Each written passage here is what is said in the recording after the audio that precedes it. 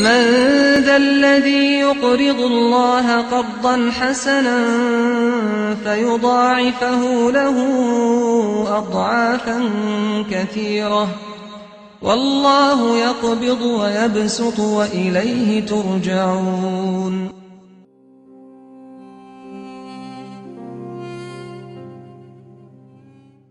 بەناوی پەروەردیگاری باڵادەستی جیهانیان سڵاوتان لێبێ بینەرانی بەڕێز و ڕۆژوگرانی خۆشەویست. بەرنامەی بەخشین هەمیشە بە هاوکاری و کۆمەچەکانی ئێوە دەستی کراوە و واڵایە بۆ هەژاران و نەداران لە سەرجەم شار و شارەچەکانی هەرێمی کوردستان. لە کۆمەڵێک پرۆژەدا بەرنامەی بەخشین لە مانگی پڕخێر و بەرەکەتی ڕەمەزاندا دڵی هەژاران خۆش دەکات.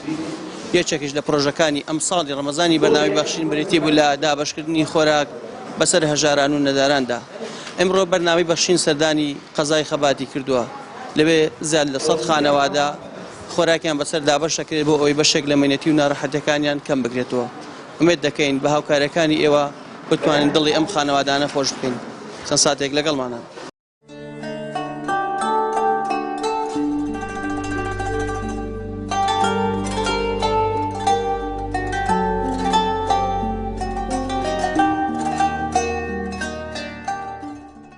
الحمد لله والصلاة والسلام على رسول الله. صلاة دەستخۆشتان لێ دەکەین.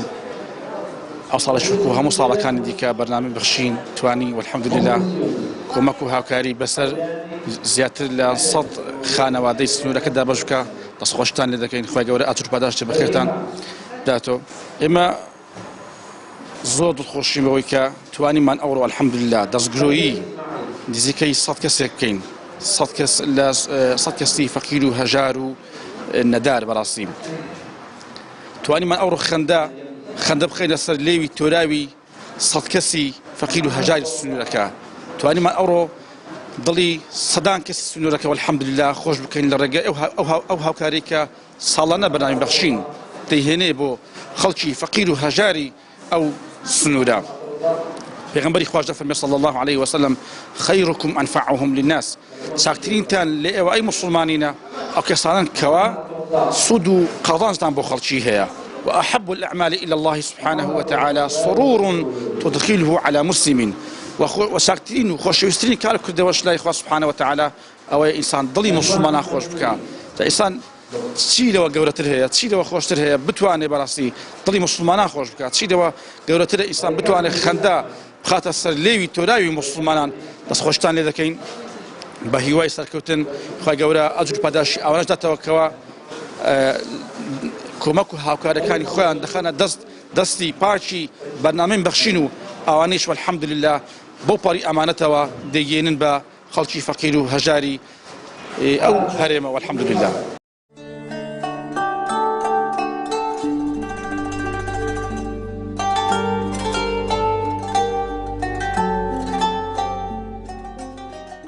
پێشەچی بەناوی خۆم بەناوی هاوڵاتیانی دەڤەری خەبات زۆر بە خێرهاتنی بەرنامەی بەخشین و کەنالی ئاسمانی پەیام دەکەین کەوا بەڕاستی بەو ئەرکە پیرۆزەی بەردەوامن.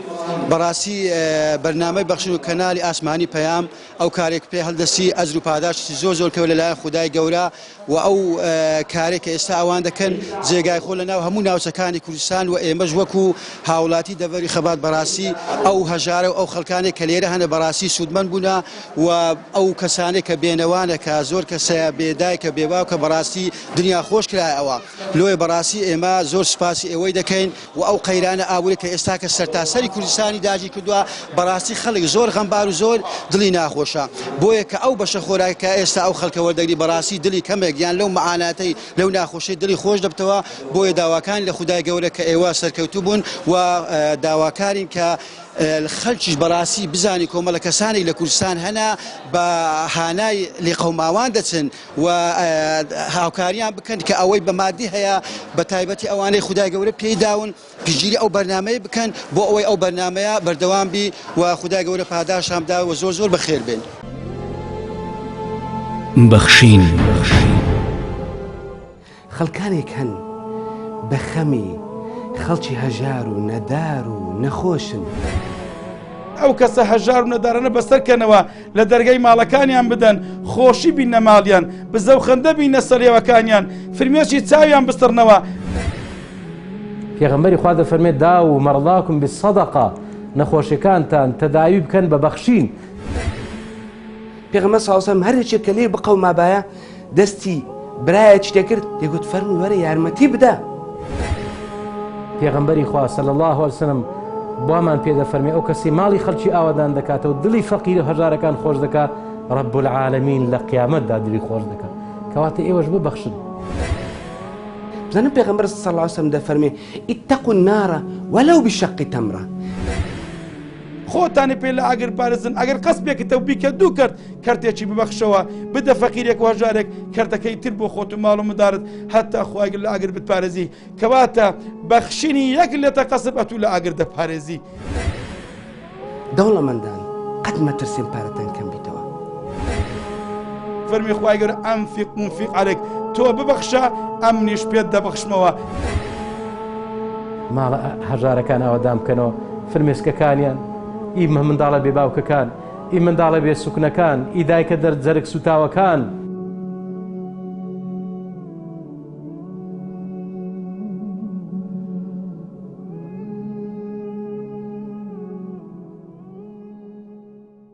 بەخێرایکی زۆر گەرمی بەرنامەی بەخشین دەکەین بۆ دەڤەرەکەمان دەڤەری خەبات بۆ گواستنەوەی ئەو پرۆژە خێرخوازیەکەوە بەرنامەی بەخشینی وەکو دەستگای بەخشین دەستی هەستاوە پێی ئەویش پێدانی ئازوقا بە 100 لە هەژاران و بێنەوانی قەزای خەبات و بەڕاستی لێرەوە بە خێرخوازان و بۆ کەسانکەوا دەبەخشنە پێناوی خوا پێیان ڕادەگەنم کەوا لە پرۆژە بەردەوام بن و هەروەها هەوڵ و جوهدی زیاتر بن و ئەو کەسانی تا ئێستا دەستیشیان گرتووە هەیانە نەیان بەخشی و هیوادارم ببەخشن کە لێرە بخۆمان تەسویرەکە دەبینین هەمووی خەڵکی هەژار و بێنەوا و کوڕە و هەمانە پێشمەرگەیە کەوتیان زۆر خراپە خێزانەکان لێکوانە ئێمە لێکوان ئینشاڵڵا خزمەتیاندا دەبین بە بەخشینی ئەو ئازوقەیە ئەگەر تۆزێکی کەمە هیوادارین خێرومەندان دەستی بەخشین زیاتر کەمەوەی بتوانین زیاتر خزمەتی هەژاران بکەین. کە سیوامان هەیە ئێستا ئاین لە پاش بەرنامەیەتی ناوی خۆی نووسیا دەرێ هیچ نییە بیخۆین ئاین جەمانی ئێستاکە بیخۆین حازر نییە بۆیە داوا دەکەن ئەگە ببینێتەوە ئێستا بەشێکی زۆرمان ماوە لە هەژاران داوا دەکەن دوای بەرنامەکە کەسێک نات بوو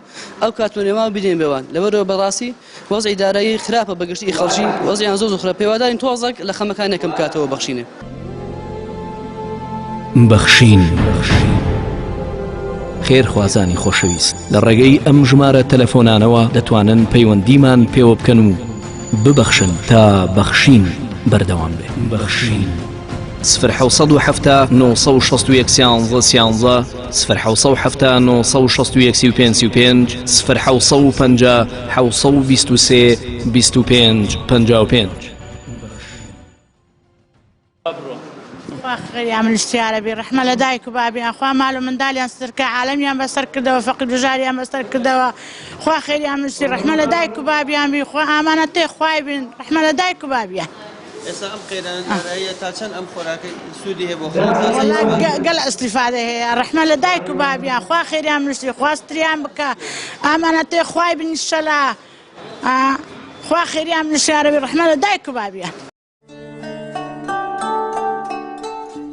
خوا خێری هەموو بسوورمانان بنووسی خوا دەستی یارمەتی لۆوانیش درێژ بکەوانەی دەستی یارمەتی لۆ فەقیر و هەژاران درێژ دەکەن نە ڕاتبمان هەیە نە هیچمان هەیە زۆر زەروریە لە بۆ هەموو فەقیر و هەژاران خوا خێری هەموو بسوورمانان بنووسی نمونەی بسوورمانان زۆر بی دەستی یارمەتی لۆ فەقیر و هەژاران درێژ بکەن زۆر مەمنون خوا خێری هەموو بسوورمانان بنووسی.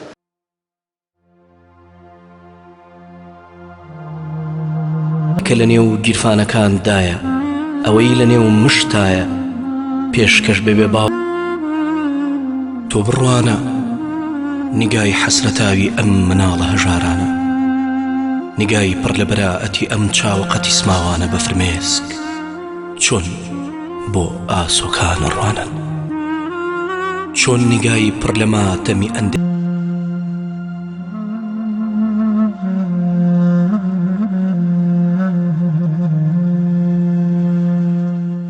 بسم الله الرحمن الرحيم.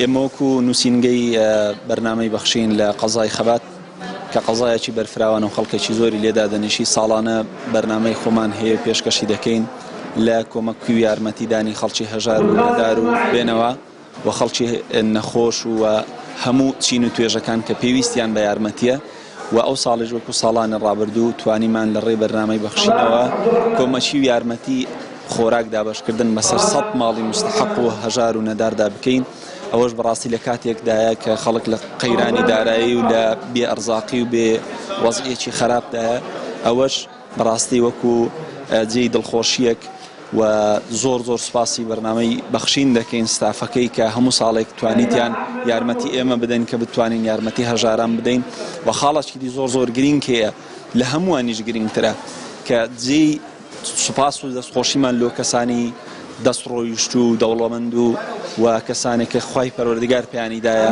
کە ئەوان نەبن نە ئەو بەرنامەیە بەردەوام دەبێتن و نە هەژاران و نەدارانیش ماڵیان ئاوادان دەبێتەوە بۆیە بەڕاستی ئێمە زۆر دەستخۆشیان لێ دەکەین چونکە پێغەمبەری خوا صلی الله علیه و سلم دەفەرمێ لا يشكر الله من لم يشكر الناس ئەوی سوپاسی خەڵکی نەکە سوپاسی خواشی نەکردیە وەکو جێی دەستخۆشی و دڵخۆشیش بۆوان ئەوەیە کە پێغەمبەری خوا صلی الله علیه و سلم دەفەرمێ ما نقصت مال من صدقة هیچ ماڵێک بە خێرکردن کەم ناکە ئێمە بەڕاستی بەکاری خۆمان هەستاینە و داواکاریشین هەموو موسڵمانان پشگیری ئەو بەرنامەیە بکەن بۆی ئیدامەی پێ بەخشرێتن و بتوانیتن لە ئیش و کارە گەورەکانی خۆی بەردەوام بیتن هەل لەکردنەوەی خەستەخانە توور یارمەتیدانی خەڵک لە قوتارکردن لە کرێچیاتی و لە نەخۆشی ئەو شتانە بەڕاستی ئەوە بە تەنها خوای پەروەردگار دەتوانی پاداشتیان بدات.